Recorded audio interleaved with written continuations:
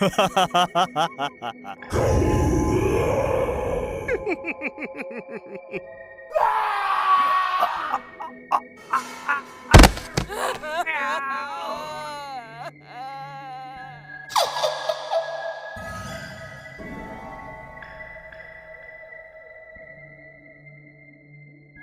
Hometown Cursed Land Part 8, The Mulberry Switch and the Ghost Rope. Can a mulberry branch and a bucket of children's urine scare away a ghost? It sounds insane, but in rural Vietnam, that's an old-school exorcism ritual. And bizarrely, it works.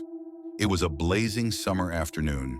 A man sat in the center of the courtyard, laughing like a lunatic, eyes rolled back white, skin ghost pale, muttering to someone no one else could see. Everyone backed away, except one person, my grandmother. She walked in calmly, holding two things in her hands, a thorny branch from a mulberry tree and a small bucket of baby urine. This episode continues right after the events of The Water Ghost, when my Uncle D was possessed, and now you'll see how my grandma fought back. That summer, Uncle D, my mother's youngest brother, wasn't himself. He sat shirtless in the courtyard, wearing only shorts. He didn't sweat, even under the scorching sun. His eyes were hollow, his mouth twisted into a giggle that didn't sound human.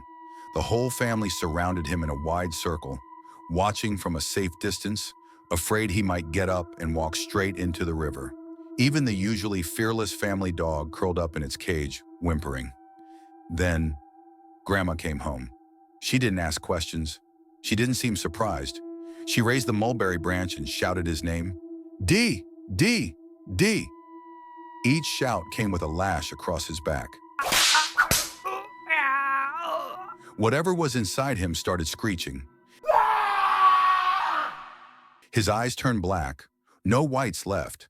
At the sixth strike, it dropped to its knees and begged, "I'm sorry, I just need some money for the journey." Grandma didn't stop. On the ninth strike, Uncle D began to seize, foaming at the mouth, then collapsed. His wife screamed, "You killed my husband." But Grandma wiped the sweat from her face and said, "He's fine. I got it out." That night, they carried him inside, and the next morning he woke up, completely normal. The only thing he remembered, I was underwater, and then I was home. He never believed he was possessed, argued, cursed, just like always. But the horror wasn't over. A few months later, our neighbor, Ngok, my grandma's niece-in-law, started acting strange. That night, the dogs wouldn't stop barking.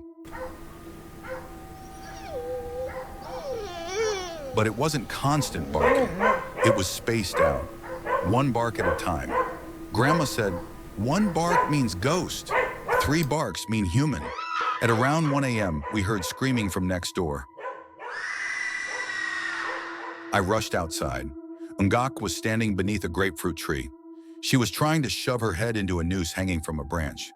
3 adults were pulling her legs, trying to stop her. But she was too strong.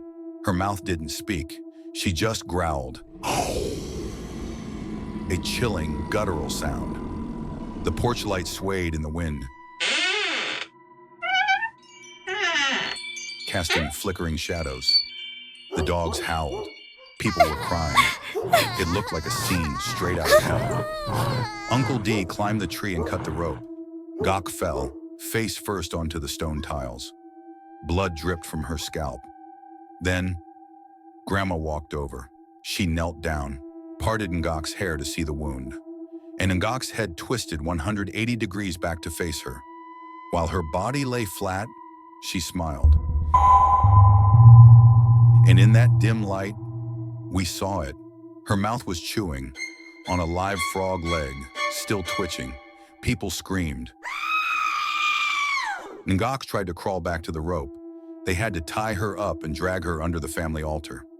Grandma said, "That's a hanging ghost. She died by suicide and now looks for someone new to take with her. Anyone new who moves in without offering incense becomes a target. She feeds them live frogs and toads, makes them numb, easier to kill." Luckily, they caught her in time. Grandma lit 3 incense sticks, did the ritual until past 2 a.m. Ngok woke up. They rushed her to the clinic for stomach pumping. She lived. Today she's still next door, alive and well. But since that night, no one dares go near the grapefruit tree after dark. And the cursed spirits of this land, they've been around longer than you think. From my grandparents' haunted wedding, to the ghost that helped my grandma escape an asylum, to my grandfather's encounter with Haba, the river guardian spirit. But that's a story for next time. Haba of the Red River.